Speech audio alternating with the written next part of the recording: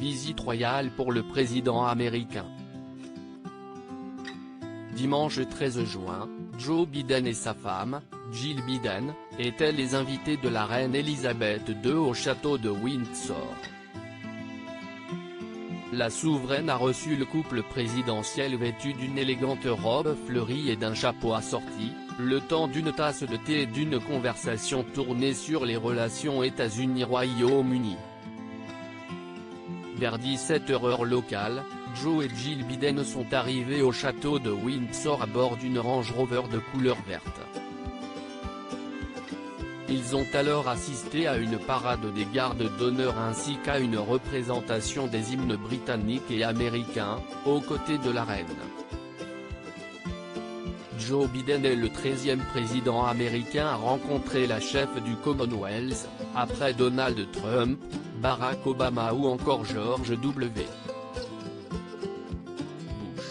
Peu après sa visite au château de Windsor, le président des États-Unis Joe Biden s'est dit, sur Twitter, très honoré d'avoir rencontré Sa Majesté la Reine.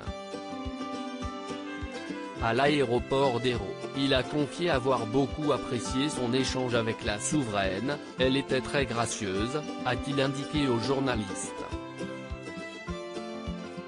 Elle m'a rappelé ma mère.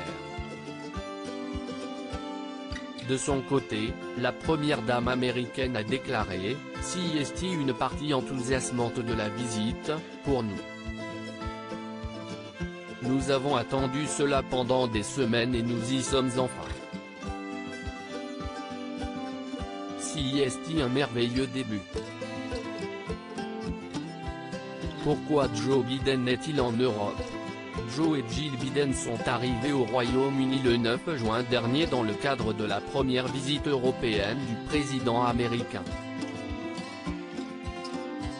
Il a notamment participé au sommet du G7, tenu du 11 au 13 juin à Carby Bay en Cornouailles, où il s'est entretenu avec les dirigeants des plus grandes puissances mondiales. Boris Johnson, Emmanuel Macron, Justin Trudeau, Angela Merkel, Mario Draghi, Yoshihide Suga et Ursula von der Leyen étaient notamment présents. Après sa rencontre avec la reine, le président des États-Unis a pris la route de Bruxelles pour le sommet de l'OTAN. Son déplacement en Europe, visant à resserrer les liens entre les États-Unis et les riches démocraties européennes, culminera le 16 juin prochain avec sa rencontre, à Genève, avec son homologue russe, Vladimir Poutine.